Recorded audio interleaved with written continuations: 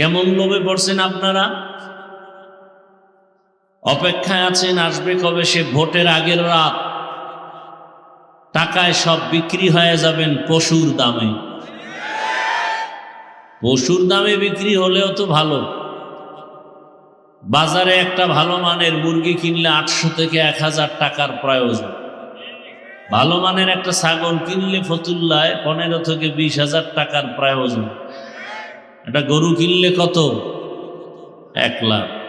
আর সোনার বাংলার আশরাফুল মখলুক আপনারা ভোটের আগের রাতে বিক্রি হবেন বাজার দরে 500 টাকায়। তার মানে আপনার দামটা ছাগলের সমানও নাই। কি বুঝলাম? যে আপনি ছাগলের থেকেও খারাপ, আপনি গরুর থেকেও খারাপ, আপনি শূকর থেকেও খারাপ, আপনি কুকুর থেকেও খারাপ। আপনি মানুষ না অমানুষ। আপনি কি অমানুষ? যেই চোরারা শ্বশুর বাড়ির থেকে যৌতুক খায়, ওরা আজীবন বউয়ের গোলাম হয়ে থাকে, কথা বলতে পারে না। নেতা ফেতা গো টাকা খাইয়া এরপরে এগো আল্লাহর ঘরের মধ্যে ঢুকানো হলো। ঢুকাইছে ভালো, মসজিদ মেরামত করবে, এরা ইমাম আলেমদের উপরে মাস্তানি করে। আর আপনারা তাকায় তাকায় মজা নেন না। এটা অমানুষের কাজ, মানুষের কাজ না। মানুষ কখনো টাকায় বিক্রি হয় না, টাকায় বিক্রি হয় পশু আর অমানুষ। আপনি ভোট দিবেন, ভালো কথা, যাকে মনে চায় দিবেন হিসাব করে, সেখানে টাকা নিবেন কেন? আপনাকে ভোট দিতে বলে কেন? ভোট দেওয়ার প্রয়োজন কি আপনার? হারাম খুরি করে ভোট দিয়া লাভ কি? কিছুদিন পরে আবার দেখেন না, মাইয়ের উপরে হামলা, বউয়ের উপরে হামলা, চিল্লা চিল্লি করে, গাইবি আওয়াজ আসতেছে 500 টাকায় সব কিনে ফেলেছি, চিল্লাও কেন? তোর মেয়ে, তোর স্ত্রীর ইজ্জত সব আমরা কিনে ফেলেছি। এজন্য জনগণ ভালো হলে নেতারাও ভালো হয়, জনগণ হারামি হলে নেতারাও হারামি হয়। জনগণ আগে হারাম পচা পায়খানা খাইয়া নেতাদেরকে শিখায় তোমরাও আবার আমগো জায়গায় বসে আমাদেরটা খাইও। তাহলে নেতার দোষ কি? চেয়ারম্যানের গালি দেন কেন? চেয়ারম্যান তো আগে হারাম খায় নাই, আপনারা খাইয়া ভোটের আগে তাকে শিখাইছেন। টাকার বিনিময়ে 1 নম্বরে যদি কেউ টাকা খেতে চান, আমার বয়ানে যে হেদায়েত তা তো না, যদি কেউ প্রার্থী থেকে টাকা খেতেই চান, যে আপনি হুজুরের কোনো তাবিজে ফিরবেন না, তাহলে আপনি বেশি খাবেন, জেনে শুনে খাচ্ছেন। নাম্বার 2, ওয়াদা করবেন যেই চোরারা টাকা দিবে ওদেরকে ভোট দিবেন না। পারবেন? পারবেন? ওরা 2 নম্বর, 1 নম্বর নয়। আমাদের কাছে দোয়া চায় 13 প্রার্থী, এমপি হবে কয়জন? 13 জনে দোয়া চাইতেছে, 13 জন এমপি হবে? হ্যাঁ, কি দোয়া করুন? আল্লাহ যার দ্বারা দেশের উপকার হবে, জাতির কল্যাণ হবে, ইসলামের উপকার হবে, তাকে বিজয় করুন। কি এর থেকে আর ভালো দোয়া আছে? কিন্তু ইসলামের নাম নিয়ে যেন কেউ ভণ্ডামি করার সুযোগ না পায়। বিবেক দিয়া কাজ করবেন। 2 নম্বর লোকেরে দিবেন। 2 নম্বর কারা? দুনিয়া লোভী যারা, দুনিয়া লোভী, আল্লাহ হেদায়েত দান করুন। তাহলে এই দুনিয়া লোভীরা আল্লাহর হুকুম অমান্য করে দুনিয়াতে অন্যের হুকুম মানে, নেতার হুকুম, মা বাবার হুকুম। এক কথায় আল্লাহকে বেজার করা যাবে না। প্রশ্ন হলো বেজার করা যাবে না কেন? বলে দুনিয়াতে আল্লাহকে বেজার করে কাকে খুশি করবা? যাকে করবা সে স্বার্থপর, চান্দাবাজ আর ধান্দাবাজ। একমাত্র নিঃস্বার্থ আমাদেরকে ভালোবাসেন আমার আল্লাহ। আমার আল্লাহ আমাদেরকে যা দিয়েছেন দুনিয়াতে কেউ দেয় নাই। দুনিয়া দেয় দেয় দেয় বলেও দেয় না, আর যতটুকু দেয় তা খোঁটা দিয়া ধ্বংস করে দেয়। আর আমার আল্লাহ দেওয়ার দরজা অল টাইম খুলে রাখছেন, অল টাইম। রাতের গভীরে তুমি আল্লাহকে ডাকবা, আল্লাহ বলেন লাব্বাইকা ইয়া আবদি। এক সেকেন্ডের জন্য দরওয়াজা বন্ধ নাই। সমুদ্রের মাঝে গিয়া যদি ডাক দাও ইয়া রব, আমার আল্লাহ সেখানেও জবাব দিবেন লাব্বাইকা ইয়া আবদি। আমার আল্লাহকে মহিলারাও ডাকলে জবাব দিবেন, পুরুষেরাও ডাকবে জবাব। এমন কি কোনো বিধর্মীয় যদি আল্লাহকে ডাকেন আল্লাহ জবাব দেন। এক আল্লাহর বান্দা মূর্তি, আপনারা এদেরকে নিয়ে মাথায় তুলে ঢুকাইছেন এমন জায়গায়, পৃথিবীতে মসজিদ থেকে দামি কোনো জায়গা আছে? আছে? সেই জায়গার সদস্য একটা সুদখোর হলো কেন? মসজিদের কমিটির মধ্যে সুদখোর আসলো কেন? যেই সুদখোর অল টাইম তার মা, আপন মায়ের সাথে জিনার গুনায় লিপ্ত, যেই সুদের সাথে জড়িত বান্দা, নামাজ রোজা হজ যাকাত কিছুই কবুল হবে না, সে মসজিদের মতো জায়গার দায়িত্বে আসলো কিভাবে? এই জনগণের কারণে। জনগণ টাকার লোভে পড়ছে, আর এদেরকে টাকার লোভ দেখাইয়া তারা আবার ক্ষমতার লোভ পরে ক্ষমতা অপব্যবহার করে। একটা মূর্তি সামনে নিয়ে সনম সনম সনম বলে জিকির করে, হঠাৎ তার অজান্তে জবান থেকে সনম শব্দ বের হওয়ার পরিবর্তে বের হয়ে গেল সমাদ, আল্লাহুস সামাদ। এত বছর যে সনম সনম বলে ডাকছে, কোনো আওয়াজ নাই। আজ সমাদ শব্দ যখন বের হয়ে গেল, সাথে সাথে গাইবি আওয়াজ লাব্বাইকা ইয়া আবদি। আল্লাহর বান্দা বলেন, এত বছর আমি সনম সনম বলে ডাকলাম, কোনো জবাব নাই। আজ আমার জবান থেকে সমাদ শব্দ বের হলো, জবাব আসলো কে আপনি? আবার জবাব আসলো আনা রব্বুক, আমি তোমার রব। আমি অপেক্ষায় ছিলাম কখন তুমি আমাকে রব বলে ডাকবা, আল্লাহ বলে ডাকবা, আমার দরজায় ফিরে আসবা। কারণ তোমাকে কথা বলার শক্তি তোমার মা বাবা কেউ দেয় নাই, আমি আল্লাহ তোমাকে কথা বলার শক্তি দিলাম। দুনিয়াতে আমি আল্লাহ তোমাকে যখন পাঠিয়েছি, তুমি দাঁড়াইতেও পারো না, কথা বলতেও পারো না। তুমি দুনিয়াতে আসার পরে তোমার একটাই পুঁজি কান্নার আওয়াজ, আর তোমার কান্নার আওয়াজ দিয়া কখন কি তোমার প্রয়োজন, এই প্রয়োজনটা তোমার বাবাও বুঝে না, একমাত্র তোমার মা বুঝে। বুঝে সব আয়োজন করেছে। তুমি কান্না করেছো, বুঝাইতে চেয়েছো তোমার বড় ক্ষুধা লাগছে, মা তোমার কান্নার ভাষা বুঝে খানার আয়োজন করেছেন। তুমি কান্না করেছো, মা ছাড়া বাবা পর্যন্ত বুঝে নাই। বাবাই বলে বাচ্চা কাঁদে কেন, খানা দেও। মা বলে 5 মিনিট আগে খানা দিয়েছি, আবার কেন খানা দিব? বাবাই বলে তো কান্না করে কেন? মা বলে এই কান্নাটা তার ঘুমের আগের কান্না, খানার কান্না না। ঘুম যাবে বিদায় বাচ্চা এখন কান্না করে। আল্লাহ বলেন, আমি আল্লাহ তোরে দুনিয়াতে পাঠানোর পর একটা মা বাবাও কোনোদিন আমাকে বলে নাই কথা বলার শক্তি দাও। কোনোদিন তোর মা বাবা বলে নাই আমার সন্তানের দাঁত নাই, দাঁত দাও। হাঁটতে পারে না, হাঁটার শক্তি দাও। যখন যেটার প্রয়োজন আমি আল্লাহ চাওয়ার আগে সব ব্যবস্থা করে দিয়েছি। আমি আল্লাহ পাক সব কিছুর আয়োজন করেছি। তোরে হাঁটার শক্তি দিলাম, কথা বলার শক্তি দিলাম, দেখার শক্তি দিলাম। এখন তুই কচি কণ্ঠে আব্বু বলে ডাক দাও, বাবার কলিজা ঠান্ডা হয়। কচি কণ্ঠে তুই আম্মুকে আম্মু বলে ডাক দাও, মায়ের কলিজা ঠান্ডা হয়। আমি আল্লাহ বাধা দেই নাই।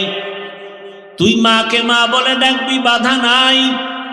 বাবাকে বাবা বলে ডাকবি, বাধা নাই। কিন্তু তোর মা বাবা সামান্যতম তোমার খানা দানা বস্ত্র বাসস্থানের ব্যবস্থা করেছে। আর আমি আল্লাহ যে তোরে জিহ্বা নামের মেশিন দিয়ে কথা বলার শক্তি দিলাম, আমি আল্লাহ অপেক্ষায় থাকি। মাকে ডাকো, বাবাকে ডাকো, মাঝে মাঝে আমি আল্লাহকে একবার আল্লাহ বলে ডাক দিবা। যদি একবার আল্লাহ বলে ডাক দেও, আমি আল্লাহ তোমার দিলের হালাত জানি, চাওয়ার আগেই সব ব্যবস্থা করে ফেলবো।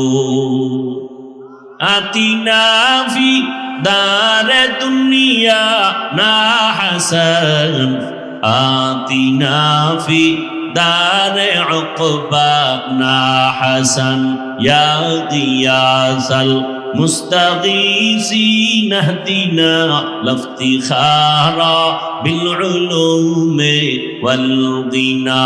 হর গরিদে নেক তু তৈয়ার হে, जो न मांगे उससे तू बेजार है। আল্লাহ তাআলা বলেন, আমাকে বেজার কেন করবি?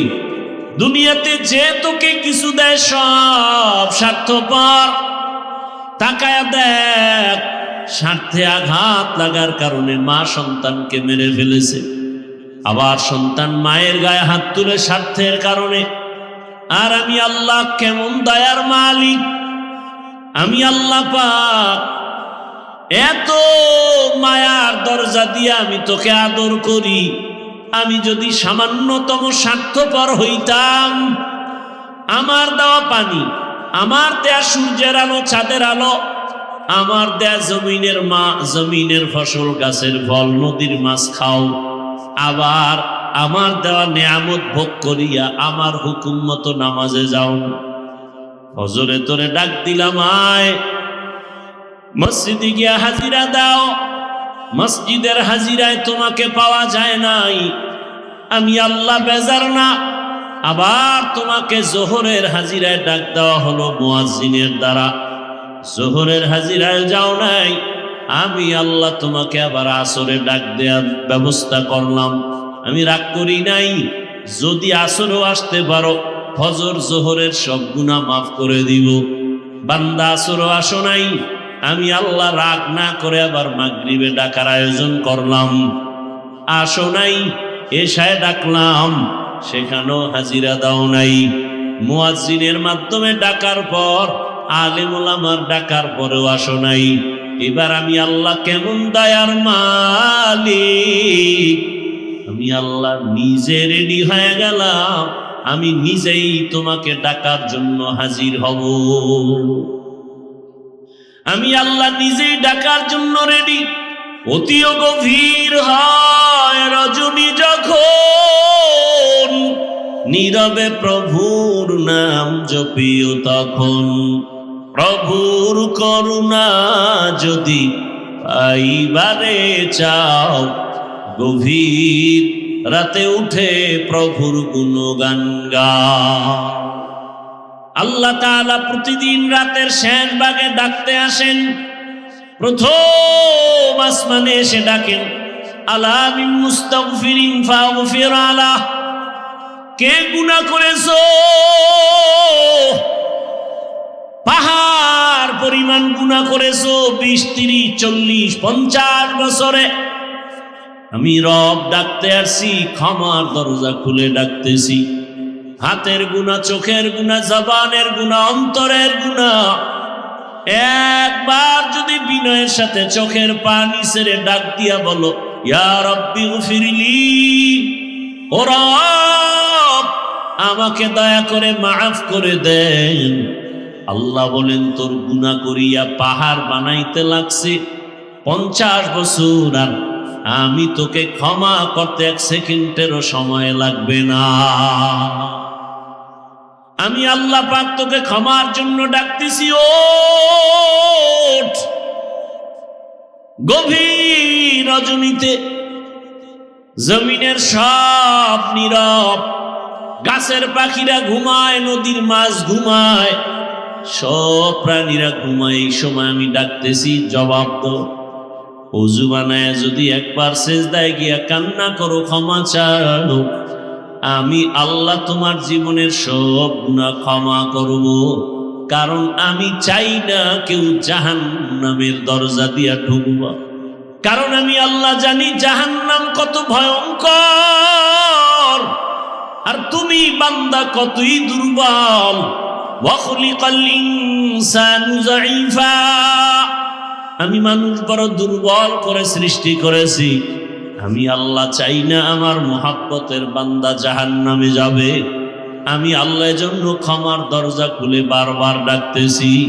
আমি আল্লাহ যদি স্বার্থপর হইতাম, যারা আমার দেয়া নিয়ামত ভোগ করি আমার হুকুম মানো না, নামাজ রোজা করো না, দাড়ি ওসার রাখো না, আমি আল্লাহ ঘুমের মধ্যে তোকে এমন ঘুম পাড়ায় দিতাম আর সজাগ হতে পারতি না। আমি আল্লাহ চাই না তুমি গুনাহ নিয়ে আমার আদালতে আসবা। আমি আল্লাহ বারবার তওবার দরজা দিয়া ডাকি, বান্দা পেছনের গুনাহ থেকে ক্ষমা চাইয়া নতুন ভাবে তওবা করে ইবাদতের ময়দানে দাঁড়ায় যাও, আমলের ময়দানে আগায় যাও। আর তওবা করো না, নামাজ ছাড়বা না, বেপরদায় চলবা না, আল্লাহর হুকুমের বাহিরে চলবা না। তওবা করে যদি আর আল্লাহর রহমতের দরজায় যদি দাঁড়াইতে পারো, আমি আল্লাহ তোমার জীবনের সব গুনাহ মাফ করে দিব। আল্লাহ বলেন, আমি আল্লাহ তো তোমার খানার আয়োজন করেছি, তোমার ঘুমের আয়োজন করেছি, তোমার চলাফেরার আয়োজন করেছি। ও বান্দা, আমি আল্লাহ তোমার যা প্রয়োজন ব্যবস্থা করে দিলাম। দুনিয়াতে চলার জন্য আলোর প্রয়োজন, সূর্য আর চাঁদ দিয়ে আলোর ব্যবস্থা করে দিলাম। দুনিয়াতে চলার জন্য তোমার খানার প্রয়োজন, আমি আল্লাহ মোহাব্বত করে ভালো খানার আয়োজন করে দিলাম। খানা তো আমি পিপিলিকারও দেই, গর্তের সব প্রাণীর খানা আমি দেই, নদীর মাছের খানাও আমি দেই, জঙ্গলের প্রাণীর খানাও আমি দেই। কিন্তু বান্দা তোমার খানাটা আলাদা পিওর করে বানিয়েছি। বান্দা তুমি ভাত খাও, চালটা আমি কাভার করে দিলাম, রুটি খাও, গমটাও কাভারে আটকায় দিলাম, যাতে তোমার কোনো দূষিত কিছু বাহির থেকে প্রবেশ করার সুযোগ না পায়। স্বচ্ছ পানির প্রয়োজন, পানি দিলাম, ময়লা ধুয়ে নাও। তোমার চাল আর রুটি রেডি, এখন খাওয়ার জন্য তোমার প্রয়োজন সবজি তরকারি। আমি আল্লাহ কুদরতের দ্বারা তরকারির আয়োজন করে দিলাম, তরকারিও রেডি, পাকানোর জন্য মশলা দরকার। আমি আল্লাহ কুদরতের দ্বারা তোমার মশলারও ব্যবস্থা করলাম। পেঁয়াজ রসুন সব নিয়ামত আল্লাহ দান করেছেন, কোন দুনিয়াওয়ালারা দান করে নাই। আল্লাহ বলেন, বান্দা তোমার শরীরকে তাজা রাখার জন্য সব ব্যবস্থা করলাম। তরকারি ভালো লাগে না, মাছ খাবা, মাছ কত ধরনের মাছ দিয়ে দিলাম, খাও। কাবারে আটকায় দিলাম যেন ময়লা তোমার ভেতরে না যায়। গোশত খাইবা, হাজারো ধরনের হালাল পন্থায় গোশতের আয়োজন করলাম। এত কিছু দিয়া আমি আল্লাহ তোমার থেকে কোনো টাকা চাই না, পয়সা চাই না। আমি চাই তুমি ব্যবসা করো, তুমি চাকরি করো, লেখাপড়া করো, সবগুলোকে তুমি ইবাদত বানায় করো। নবীর তরিকায় যদি করতে পারো, তোমার ব্যবসাটাও ইবাদত হবে। নবীর আদর্শ মেনে যদি ঘুমাইতে পারো, ঘুমটাও ইবাদত হবে। নবীজির আদর্শ মেনে যদি খানা খাও, ইবাদতে পরিণত হয়ে যাবে। নবীজির আদর্শ মেনে তুমি চাকরি করো, ইবাদত হয়ে যাবে। আর আমি আল্লাহ ইবাদত করনেওয়ালাকে বিনা হিসাবে জান্নাত দিয়ে দিব। ইবাদত অনেকে মনে করে তসবিহ নাও, পাগড়ি লাগাও, মসজিদে গিয়া জিকির আজকার করো, তেলাওয়াত করো, নামাজ পড়ো, ইবাদত শেষ না। দুনিয়াতে তুমি যখন যা করবা সবগুলো রসুলের আদর্শ মতো করো, সব ইবাদত। আল্লাহ পাক সে নিয়ম পদ্ধতি কোরআনে রসুলের মাধ্যমে হাদিসে দিয়েছেন। পরিবার কেমনে চালাইবা, নবীজি নিজে প্র্যাকটিক্যাল দেখায় গেছে, থিওরিক্যাল পদ্ধতিও কোরআন হাদিসে দিয়েছেন। পরিবার, সমাজ, রাষ্ট্র, সব বিষয় ইসলামের দিক নির্দেশনা আছে না নাই? আছে। মাইনা নবীর আদর্শ মতো চললেই সব কিছু তার ইবাদতে পরিণত হয়ে যাবে। আল্লাহ আমাদের বুঝা আমল করার তৌফিক দান করে। আরো আস্তে করে বলি, বিশাল আয়োজন। ইমাম সমাজ এই আয়োজন করেন প্রতি বছর। আল্লাহ তাদের এই আয়োজনে বরকত দান করেন, সারা দেশে খেদমতের জন্য কবুল করেন। শেষ দোয়া করে এরপরে আপনারা যাবেন, এর আগে যাবেন না তো এর মধ্যে আপনাদের কাছে রুমাল বা ব্যাগ নিয়ে যাবে। এই খেদমতের জন্য আপনারা বিসমিল্লাহ বলে পকেটে হাত দিয়া 1000, 500, 100 যা পারি দান করলে হায়াত বাড়ে, মুসিবত দূর হয়। দান করলে রিজিকে বরকত বাড়ে, কবরওয়ালাদের আযাব মাফ হয়। বিসমিল্লাহ বলে পকেটে হাত দেন, সবাই উঠা বসা করবেন না, ধারাবাহিক আলোচনা চলতে থাকবে। সবাই পকেটে হাত দেন, দায়িত্বশীলরা নেমে যান, স্বেচ্ছাসেবকরা দ্রুত নামেন, যারা দিব দ্রুত দেই, পকেটে হাত দেই, সবাই বিসমিল্লাহ বলে যা পারি সাধ্য মতো দেই। আল্লাহ সবার দান কবুল করেন, হায়াতে ইজ্জতে রিজিকে আল্লাহ বরকত দান করেন, কবরওয়ালাদেরকে জান্নাত দান করেন। স্বেচ্ছাসেবকরা দ্রুত হাঁটেন, আল্লাহ মাহফিল শেষ পর্যন্ত কবুল করেন। সুবহানাল্লাহি ওয়া বিহামদিহি, সুবহানাকাল্লাহুম্মা বিহামদিকা, আশহাদু আল্লা ইলাহা ইল্লা আনতা আস্তাগফিরুকা ওয়া আতুবু ইলাইক।